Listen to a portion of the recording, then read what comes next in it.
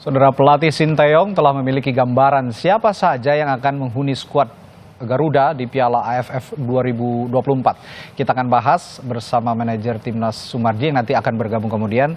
Namun sekarang ada juga analis sepak bola M. Kusnaedi yang sudah bergabung bersama kami. Selamat petang, Bung Kus. Selamat petang, Bung Radi. Baik, ini kalau kemarin saya mau menganalisis sedikit hasil uji coba melawan Bali United. Kemarin hasilnya 2-1, Bungkus. Ini kalau kata Coach Shin, katanya belum puas dia ini, katanya 2-1 ini bukan hasil yang sebenarnya bisa dihasilkan dengan skuad yang ada. Kalau dari analisisnya Bungkus bagaimana? Iya, memang harus diakui bahwa tim yang dibawa Coach Sinteyong ini kan memang belum lengkap ya. Tidak adanya pemain yang sangat penting menurut saya perannya, Ivar Jenner di lapangan tengah, juga tidak adanya Rafa Struijk di depan, ditambah tidak adanya Justin di belakang, memang membuat kekuatan tim ini tidak seperti yang diharapkan. Sebetulnya tidak masalah kalau kita menurunkan tim U23 ke bawah ya di AFF kali ini, karena memang jadwalnya pasti bertabrakan dengan jadwal liga yang reguler. Tapi kalau tim ini bisa memanfaatkan semua yang diharapkan untuk dipanggil, termasuk 3 nama yang saya sebutkan tadi, sebetulnya kekuatan timnya masih lumayan untuk bersaing. Nah sekarang dengan tidak adanya 3 nama itu, daya saing kita memang harus diakui sedikit menurun. Tapi kan Federasi Sepak Bola kita, PSSI, punya misi regenerasi nih Bungkus. Gimana nih kalau ngelihat misi regenerasi ini? Ya, menurut saya memang tidak ada pilihan ya, karena kita juga harus berpikir bahwa jangan sampai klub liga itu juga dikorbankan terus-menerus oleh tim nasional ya. Memang beberapa negara di ASEAN ini dalam tanda petik mengorbankan liganya, menghentikan liganya ketika AFF bergulir ya, seperti Vietnam, Malaysia. Kalau Indonesia kan memang sudah cukup banyak kita menghentikan liga untuk banyak agenda yang lain, termasuk sebentar lagi mungkin ada agenda puasa. Karena itu kita juga harus berpikir bagaimana semua bisa jalan, tim nasional jalan, liga jalan, makanya keputusan untuk memberikan kesempatan kepada tim U23 saya bisa pahami, karena kita juga harus memperkuat liga kita, harus bisa membuat liga kita ini bisa konsisten. Ditambah lagi kita memang juga punya banyak pemain yang muncul dari liga yang selama ini agak sulit menembus tim senior. Nah inilah ajangnya Piala AFF, bukan berarti kita tidak memandang penting Piala AFF ya. Menurut saya memang dalam sepak bola kita harus memilih juga, prioritasnya itu harus ada keseimbangan juga ya. Bisa kita ambil. Ya, harus ada keseimbangan juga antara regenerasi, tapi juga realistis bahwa kita juga harus punya target dalam mencapai satu kompetisi. Kita akan lanjutkan perbincangan Bung Kusnaedi, namun setelah kumandang azan maghrib berikut ini untuk wilayah DKI Jakarta dan sekitarnya. Ya, selamat menunaikan ibadah sholat maghrib untuk Anda yang menjalankannya di wilayah Jakarta dan sekitarnya. Kita lanjutkan lagi perbincangan, tadi sudah berbincang dengan analis sepak bola Bung Kusnaedi dan sekarang sudah bergabung bersama kami juga manajer Tim Nasional Indonesia Sumarji. Selamat malam Pak Marji. Selamat malam, Assalamualaikum. Waalaikumsalam warahmatullahi wabarakatuh. Pak Marji, ini kemarin saya sudah tanya ini tadi ke Bungkus, tapi saya juga harus tanyakan ke Pak Marji. Kemarin pada saat uji coba melawan Bali United, hasil 2-1 yang dicetak golnya oleh penalti oleh Arkan Kakak dan juga Marcelino Ferdinand, ini tidak cukup membawa hati Coach Shin puas. Sepertinya masih belum puas. Ada apa kira-kira Pak Marji? Ya, jadi kalau kemarin uji coba memang dari evaluasi setelah pertandingan memang dirasa kurang ya, masih kurang karena satu dari skuad yang ada kan memang diisi mayoritas anak-anak kita ya, usia 22 ke bawah. Nah dari situ tentu kan kita diskusi apa kira-kira yang bisa membuat tim nanti ketika kita bermain dari tanggal 9 sampai dengan nanti selesai. Itu salah satu opsinya adalah mengupayakan mengkomunikasikan kembali dengan klubnya, terutama lini depan dan lini serang ya, striker. Dan kemarin langsung saya lapor ke Pak Ketua Umum dan Pak Ketua Umum koordinasi berbicara dengan klub dan alhamdulillah tadi siang itu dari klubnya Rafael memberikan izin Rafael bisa bergabung di tanggal 8. Artinya lebih cepat. Tanggal 8 sudah di Myanmar dan insya Allah mungkin tanggal 9 kalau memang dirasa perlu itu bisa diturunkan. Kira-kira seperti itulah ya kondisi setelah evaluasi kemarin. Oke, ini berita terbaru lagi di Kompas TV. Sepertinya kita pertama kali mengumumkan bahwa Rafael Struijk akan bergabung ya untuk pertandingan pertama melawan Myanmar nanti. Sejak tanggal 8 sudah bisa bergabung. Tentu saja ini jadi angin segar, jadi kabar gembira untuk tim nasional U22 yang akan berlaga di Piala AFF. Tapi memang PR-nya kemarin itu pada saat uji coba lini depan, ataukah memang aliran bola dari lini tengah yang kurang optimal, Pak Marji? Nah, kita lihat memang dari ini, kalau pertahanan udah bagus, Oke. lini tengah sudah lumayan, Arkan Fikri juga lumayan bagus bermain, dan di tengah cukup kompak ya. Jadi cuma memang kemarin kan terkendala soal apa namanya goal getter ya, soal bagaimana bisa mencetak gol gitu, sehingga kemarin kita diskusi. Ya apapun alasannya kita juga harus mempersiapkan itu semuanya dengan baik lah ya. Ya akhirnya diputuskan untuk berupaya mengupayakan supaya Rafa bisa gabung gitu. Kira-kira seperti itu. Oke, saya tanya ke Bungkus. Ini angin segar Bungkus. Rafa gabung nih. Gimana lini depan? Artinya sudah tidak ada keraguan lah ya? Iya, jadi memang terlepas dari materi pemain kemarin yang diturunkan lawan Bali ya, saya pikir memang tim itu penting memiliki pemain-pemain yang teruji pengalamannya di level internasional ya. Dan pemain seperti Rafa, seperti Ivar, itu kan sudah punya jam terbang yang tinggi bersama timnas senior, termasuk Marcelino. Karena itu semakin banyak yang bisa bermain pemain senior, itu sebetulnya pasti akan semakin baik. Cuma memang harus diakui bahwa salah satu persoalan kita ini kan sebetulnya tengah dan depan. Saya sejak awal mengatakan kalau belakang itu aman ya, karena pemain yang menggantikan peran Justin masih ada banyak alternatif. Tapi tengah dan depan kita memang perlu betul penguatan. Ketidakhadiran Ivar itu menurut saya sedikit mengurangi keseimbangan. Meskipun kita masih punya banyak alternatif seperti Arkan, Rivaldo dan sebagainya ya. Tapi sebetulnya kalau Ivar bisa bergabung akan lebih luar biasa. Nah kalau misalnya Rafa bergabung itu akan membantu menjaga keseimbangan. Karena Lino bisa sedikit diminta untuk membantu lapangan tengah. Lino ini kan karakter menyerangnya kuat. Tapi di depan kita banyak alternatif, ada Rehan Hanan di kanan, kemudian ada Rafa, ada Hoki, sehingga kalau dibutuhkan Lino bisa menjaga keseimbangan di tengah. Tapi kalau misalkan di tengah sudah dianggap kuat, Lino bisa didorong ke depan. Jadi ini kan turnamen yang jadwalnya cukup padat ya. Meskipun waktunya cukup panjang sebulan, tapi jadwalnya cukup padat. Karena itu banyak alternatif akan semakin baik bagi pelatih. Oke. Jadi kalau Anda melihat skuad yang berangkat ke Myanmar nanti tanggal 8 itu untuk bergabung, ada beberapa nama baru juga tanggal 9 langsung bermain, berlaga, sudah kerangkanya sudah terbentuk dengan baik, Bungkus? Iya, sebetulnya sejak nama-nama dipanggil, bayangan kita juga sudah terbentuk siapa yang akan main gitu ya. Cuma kemudian agak sedikit bergeser ketika Ivar tidak jadi bergabung, Justin tidak jadi bergabung, Rafa juga dikabarkan terlambat bergabung, agak sedikit berubah. Nah sekarang dengan pastinya tidak bergabung Ivar, Justin, dan Rafa bergabung, saya pikir orang sudah bisa meraba kira-kira akan seperti apa timnya. Nah materi yang sekarang ini lumayan kuat ya, meskipun tetap kalau menurut saya, jangan berpikir tentang target juara dulu. Berpikir lolos dari fase grup, dan kalau bisa masuk final. Itu dulu. Jangan berpikir untuk lolos untuk juara dulu, tapi lolos dari fase grup dan bisa terus menggapai target sampai masuk ke final. Memang seperti itukah targetnya Pak Marji? Ya betul lah, kira-kira seperti itulah ya. Jadi memang step by step kita memang memprioritaskan bagaimana kita bisa lolos fase grup dulu, itu yang pertama. Setelah itu nanti kita akan berpikir kembali target yang berikutnya, sampai dengan siapa tahu kita bisa final dan siapa tahu juga kita bisa juara. Sesuatu di sepak bola itu kan semua serba mungkin gitu ya. Ya semua kita akan berupaya dan berusaha sebaik mungkin lah. Ya ini target realistis juga, bahwa ya yang penting fokus dulu ya, fokus. Dan tadi kalau kita berbincang beberapa hari lalu Pak Marji, bahwa Coach Shin itu sebenarnya memberikan fondasi di dalam tim itu adalah kedisiplinan dan juga komitmen gitu. Sejauh ini apakah itu sudah terbentuk untuk anak-anak U22 ini? Ya, jadi itu salah satu komitmen yang saya jujur ya, saya di tim, saya sangat senang dengan perkembangan anak-anak ini. Yang pertama komitmennya adalah bagaimana supaya anak-anak ini betul-betul kuat dalam hal pertama kuat fisiknya, kedua kuat mentalnya. Dua hal itu selama TC kemarin boleh dikatakan perkembangannya setiap hari itu sangat meningkat. Dan itu bisa dirasakan. Kerja adalah bagaimana skillnya para pemain ya. Saya lagi mengisi skillnya para pemain dengan taktik dan strategi yang memang sudah dipersiapkan oleh Coach Jin. Oke. Tentu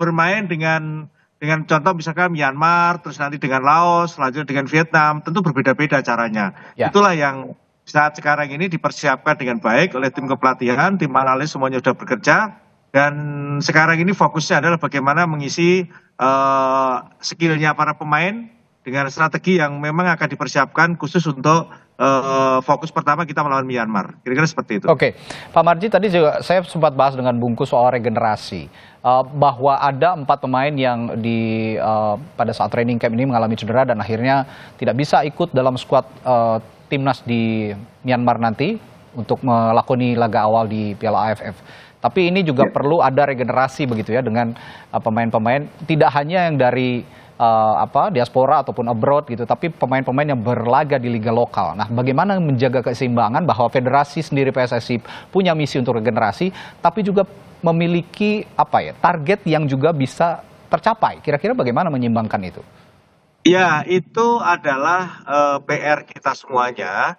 Federasi juga punya PR khusus berkaitan dengan menyiapkan regenerasi ke depan yang lebih baik. Maka saat sekarang ini federasi sangat mendorong khususnya satu peningkatan kualitas di liga, mulai dari Liga 1, Liga 2, Liga 3, dan sekarang ada Liga 4. Tentu itu juga dibarengi dengan adanya youth ya, youth diperkuat. Ya. Sehingga dengan adanya itu semua pasti nanti akan berkesinambungan.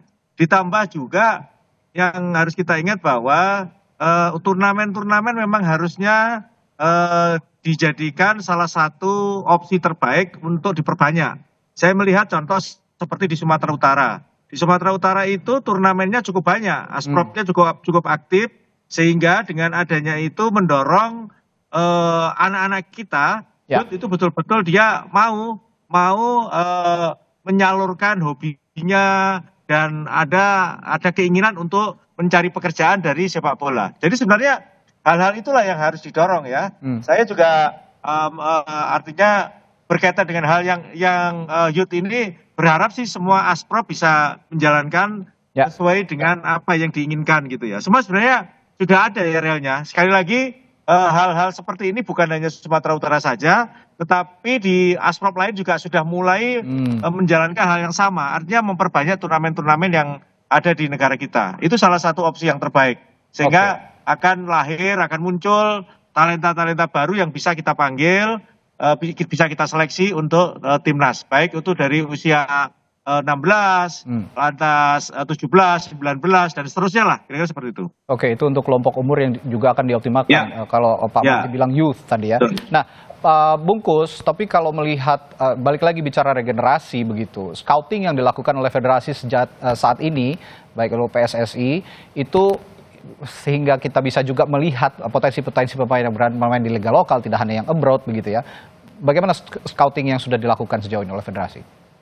Ya, di sini saya pikir penting sekali kita menghidupkan peran badan tim nasional ya. Tentu pasti sudah ada badan tim nasional ya, tapi perannya harus lebih dihidupkan lagi. Nah, perannya itu bisa hidup kalau kompetisinya banyak. Karena pasokan data bagi badan tim nasional itu melalui hasil talent scouting yang didapat dari kompetisi. Dan itu tidak cukup hanya Elite Pro Academy. Elite Pro Academy itu cuma berapa klub sih? Berapa pemain yang terlibat? Mungkin cuma ratusan jumlahnya. Sementara di usia muda itu ada jutaan pemain yang bermain di berbagai event, dan itu banyak yang eventnya tersebut tidak terpantau. Nah, saya pikir memang harus didorong PSSI kepada setiap Asprof itu untuk memberi ruang bagi digelarnya event usia muda ya. Jadi istilahnya event usia muda ini kan pintu masuk sebelum mereka nanti berkarir profesional. Jadi sebelum mereka menjadi pemain Elite Pro Academy, mereka harus bertarung dulu di level kompetisi atau turnamen-turnamen lokal. Makanya kalau saya sih mendorong usia muda itu tidak hanya digarap oleh PSSI, tapi juga melibatkan pemangku kepentingan yang lain. Dulu seperti yang sering saya ceritakan, Menpora itu juga punya Piala Menpora yang menghasilkan banyak generasi pemain yang sekarang main di Liga 1, ada Beckham dan sebagainya gitu ya. Nah, itu harus harus dihidupkan lagi. Jadi tidak cukup hanya PSSI, stakeholder yang lain itu harus dilibatkan, termasuk keluarga. Karena usia muda itu investasi di mana yang paling berperan itu keluarga.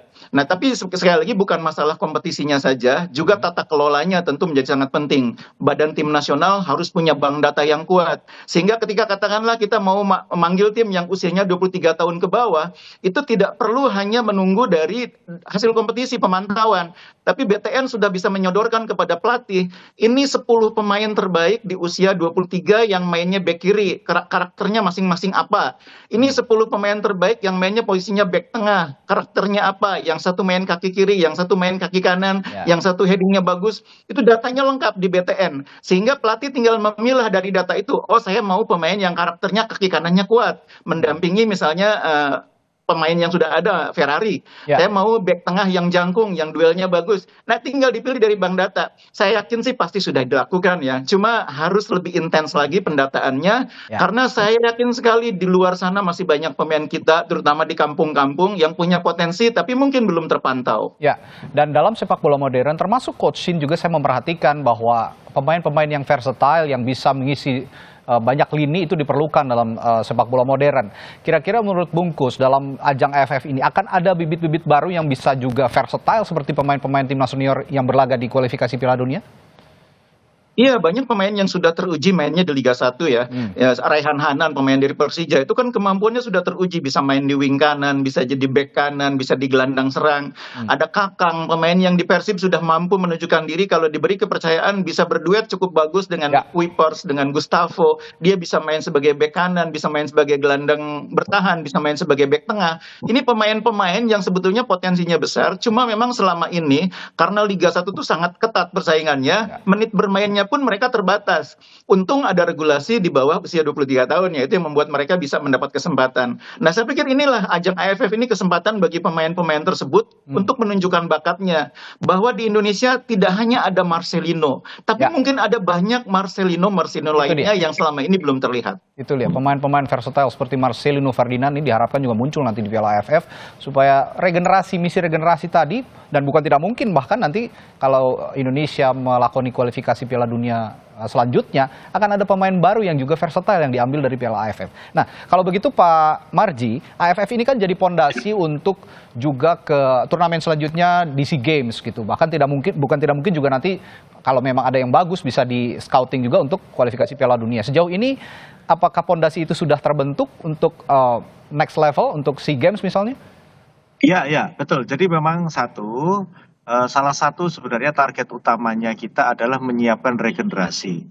Nah, realnya adalah yang waktu dekat ini adalah bagaimana supaya ketika kita di SEA Games itu betul-betul sudah menyiapkan pemain yang betul-betul siap, ya, baik siap segalanya lah, kira-kira seperti itu. Itu yang sebenarnya kita siapkan. Nah, di samping itu juga tentu yang menjadi bidikan kita adalah ketika ini anak-anak kita ini bermain bagus, otomatis kan kita juga akan panggil dia untuk dipanggil untuk ke senior. Itu secara otomatis memang itu adalah tujuan kita.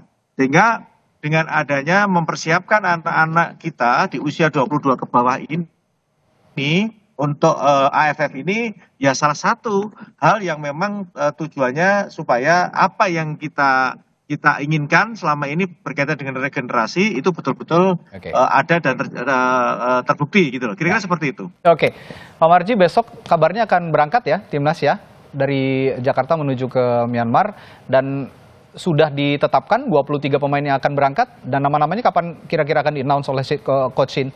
Iya. Ya, bagaimana Pak Marji? Putus-putusnya besok kita ya gimana Mas? Putus, saya ulangi Pak, besok itu kan akan berangkat nih timnas ya, langsung menuju ke sana, dan sepertinya juga akan menetapkan 23 orang yang nantinya ditetapkan sebagai skuad Garuda Muda di Piala AFF. Kapan kira-kira skuad itu akan diumumkan ke publik oleh Coach Shin? Iya, jadi kaitannya dengan 26 ya yang kita 26, oke. Baik, terima kasih koreksinya Pak. Karena memang regulasinya 26, ini turnamen cukup padat, 26 yang kita daftarkan. Nanti karena dari 26 itu kita juga masih timbang-timbang lagi siapa yang mau berangkat. Ya mungkin besok ya? Sudah bisa kita umumkan. Karena sebelum berangkat kan kita juga harus sudah memastikan kan, mungkin besok akan kita sampaikan ke publik. Dan besok jika pun diumumkan, di-announce oleh Coach Shin, nama Rafael Struijk tadi akan mengisi skuad yang akan berangkat ke Myanmar ya Pak? Oh iya otomatis kan, kalau Rafael kan sudah mendapatkan izin dari klubnya kan, gabung di Myanmar tanggal 8. Ya, ini jadi angin segar. Memang Rafael Struijk akan bergabung, tapi diharapkan juga tadi bahwa regenerasi bisa segera menular juga ke pemain-pemain lain yang berada di liga lokal, terutama di depan masih ada Hoki Caraka, masih ada Akan Kakak, dan di tengah juga masih banyak pemain-pemain potensial lainnya. Bukan tidak mungkin nanti di ajang SEA Games akan lahir bintang baru, dan bukan tidak mungkin juga di kualifikasi Piala Dunia untuk membantu rekan-rekan senior nantinya akan hadir bintang baru. Baik, terima kasih Pak Sumarji, manajer Timnas Indonesia. Sukses berangkat besok ke Myanmar. Kita doakan segenap jiwa dan raga masyarakat Indonesia mendoakan tentunya bisa sukses di Piala AFF. Dan Bung Kusnaini juga, Bung M. Kusnaini, analis sepak bola, telah berbagi perspektifnya malam hari ini. Terima kasih Bung Kus. Selamat malam dan sampai jumpa lagi, sehat selalu.